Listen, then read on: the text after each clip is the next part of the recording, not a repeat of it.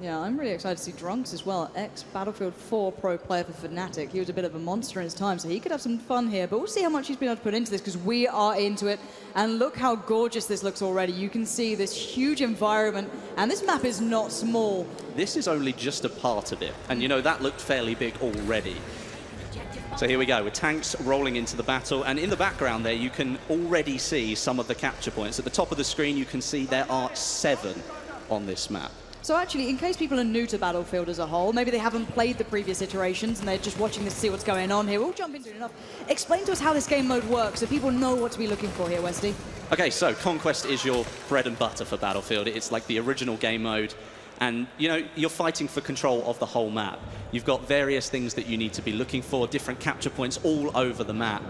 And here already, as you can see, we are on board with Level Cap, and something that I think he's been doing quite a lot recently is playing with the Flame Trooper. Now, unfortunately, it switched away, but hopefully we can go back to that in a minute. Yeah, we can definitely check that out. The horses are out now. We're going to have 3 games of this, so don't worry. We'll get to break down this content for you. Yep, and maybe all that Johnny Cash has inspired the Ring of Fire. You know what I mean? It all comes out now. We're going to see it going on. But yeah, this is the horse gameplay that we were looking for. Again, though, you're not going to get away with it. You can't just charge at 2 people and hope for the best. You will be taken down. It looked like the horse may have survived that, but the rider certainly didn't. Well, yeah, that's an interesting point, actually. It's the horse is very similar to other sort of open vehicles where you can die, but your vehicle, or horse in this case, may survive, because the horse has a higher health level than you do. So let's take ourselves through this map as well. What have we seen so far? It looks as though we've got kind of an... Nice takedown. What we're looking at so far is some sick sniping. All right, but coming back to the point, it looks like we've got a nice little area for what may be more infantry-based battling, and you've got this huge landscape as well. There's quite a lot going on here. If you imagine sort of like an oval shape to this map, at the top of the oval you've got an infantry section. It's almost like a little village, and we're in it now looking at some close quarters gameplay. And this really is sort of your destructible environment of the map. And there's a lot. In fact, I think there are 3 capture points on Conquest in this zone alone. So they are very close together, but they all vary a little bit. As you saw there, there's a capture point around the flag or the antenna. That there is a little bit more open, and then some of the capture points are further into these buildings, and obviously that creates even more close quarters gameplay. And then you go beyond that, and then you've got some of the capture points that are spread further around the edges of the map, and then you have one lone capture right in the middle of the desert, in between all of the sand dunes. And that's one that's definitely going to be fought over with all the tanks and all of the biplanes flying over. And I'm loving the diversity of weaponry we're seeing so far. Already, you've seen the shotgun coming through, clearing out that close range where in that infantry sort of area where they really flourish, you get to punish. And it looks like we're on board with CNAs. This is not prop hunt, I can tell you that right now. So you've got to get into the battlefield and do some work. So he's going to be going for it, going with the charge here, but you can see the punish come out from the others. Already set up very well with his gorgeous rifles. Going to nick the horse and go for a ride. He's Why not? Go for it's up for grabs. You may as well take it if you can. Unfortunately, he didn't manage to get away there, but you know, that was a valiant effort. I think he deserves some credit there. Always going for the anti-tank line on the horse. That was an interesting way to try and take that one down.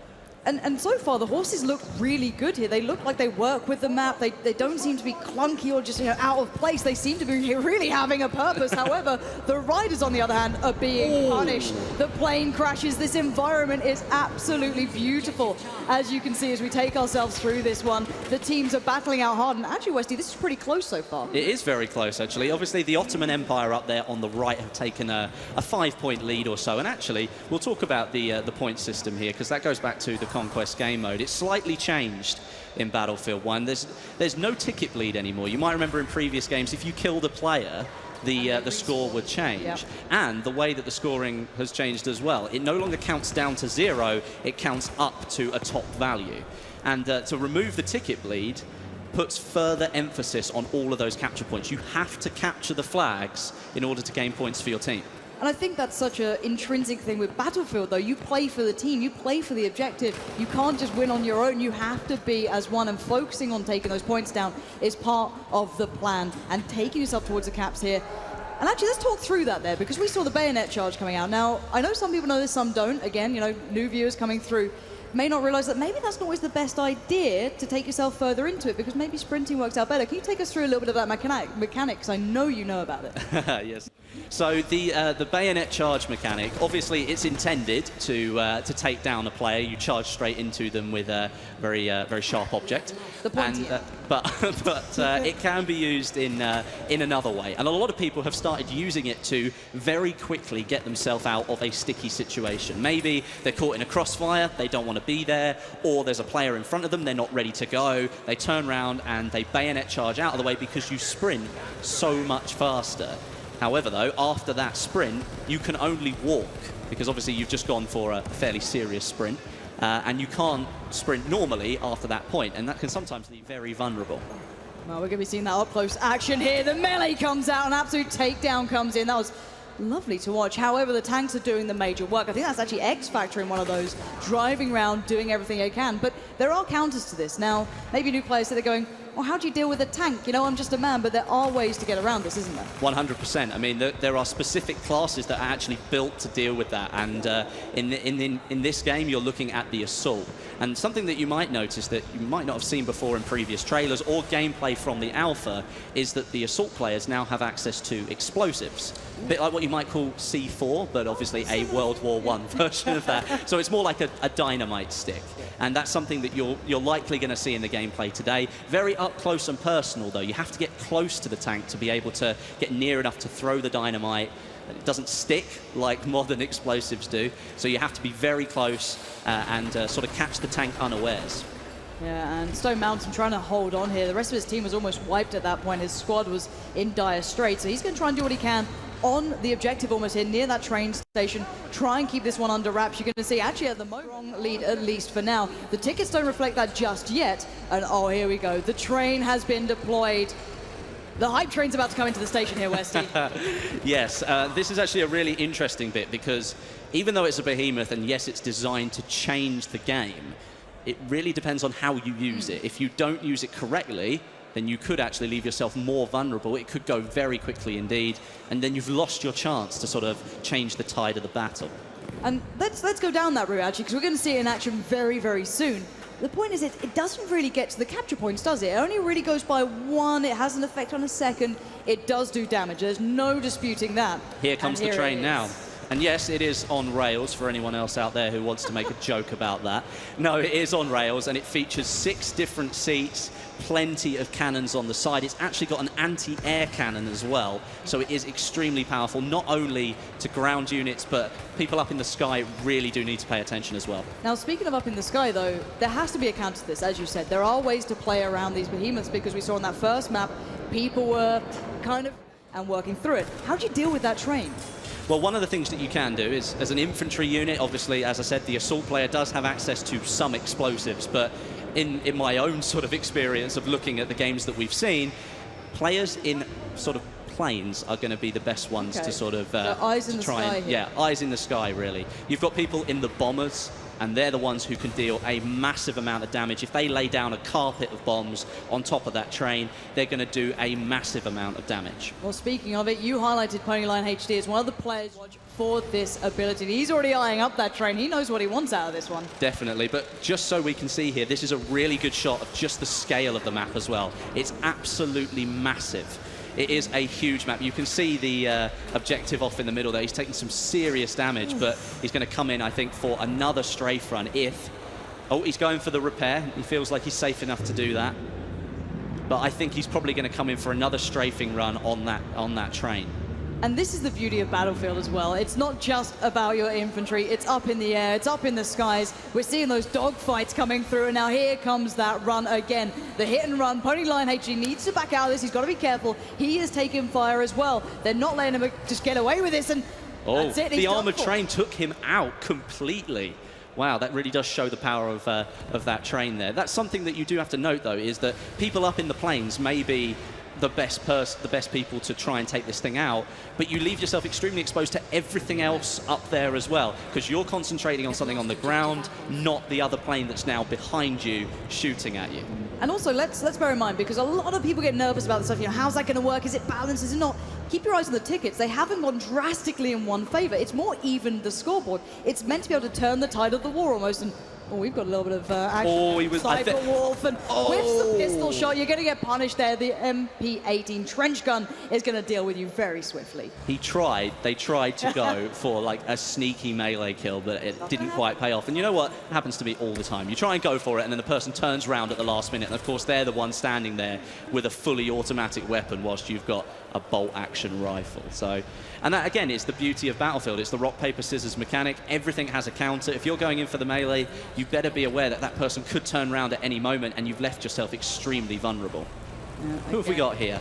This is Driftor. He's taking the tank into perhaps uncharted territory, into a more infantry part of the map, but of course he's putting a lot of power behind those infantry units there. Yeah, that's certainly going to do some great damage, but already you can still find this infantry battle going on. These buildings allow for perfect cover. The map, however, does change. The cover, it just completely removes itself throughout this battle. And again, you can see here on the ground to the right-hand yeah. side, you can see the craters that have been formed in the ground. That could have been from a dumbfire rocket from the plane. It could have been the anti-tank grenade. There are so many things that you need to be aware of in this game, and terrain deformation is one of them. Suddenly, you might be able to use that as cover, but on other occasions, and most likely that cover has just been taken away. Yeah, it's interesting to note that that train was still going at that point, because the match has moved on a fair bit, but the train was still there, plucking away. And look at where the flags have been capped here. Let's keep that in mind. Only 2 are secure, 1 for each team. So at the moment, it's actually fairly even. Both teams going for different objectives, both running at the same time. You are seeing the covering fire going down, the suppression coming into the place. That flag is so contested right now. They're doing whatever they can. And at that sort of range, you're not going to have the best of luck with that sort of weaponry. And well, you're not going to have much more luck if you do that. That says accident. I'm not sure what happened there. A little backflip. It didn't go well. We're still running in favour of the Ottoman Empire here, but the gap is only 10 points. And as I said, kills don't count towards that score anymore. So there is a lot of frantic toing and froing around these flags, but now you can see that the British Empire now have control of, I think... That's a 4 lockdown at least. That's a 6 lockdown now. It's about to be. It's about to be 6 lockdown. And as you can see, the British Empire catching straight back up now, reducing their lead. And this is really where Battlefield can completely change in just the blink of an eye. And at the moment, the Ottoman Empire only clinging on to 1 point. That is not what you're going to be seeing. And actually, let's talk a little bit about this sniper rifle as well. Let's talk about what we're seeing here, because you see people talking about zeroing, which you didn't necessarily see in that one, but bullet drop's a thing in this. It's not just your out of the box kind of easy shooter. This is tough work. Yeah, you've got the bullets that you fire do actually travel across the map. They take time to reach the enemy that you're firing at. You've got bullet drop and bullet drag as well. For people who don't know what bullet drag is, that's where... Oh, look at that for a roadkill. That was fantastic.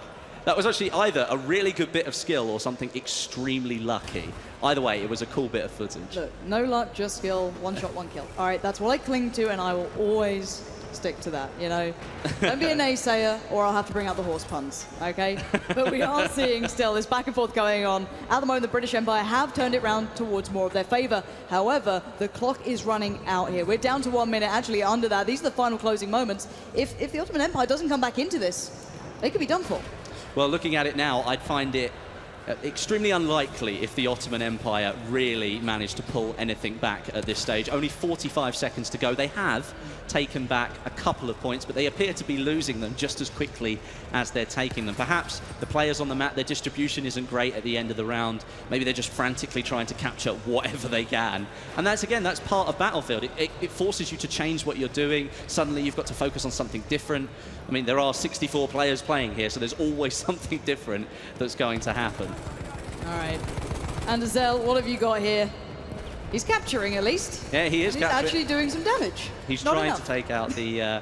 trying to take out one of the planes, but we are coming very close to the end of the round now, just 10 seconds to go, and that's a nice way to finish the round, I think. A good overview of the map and our first round of Battlefield 1 on the desert. There it is, ladies and gents. What a way to close out. A brilliant first impression here of this gameplay on this...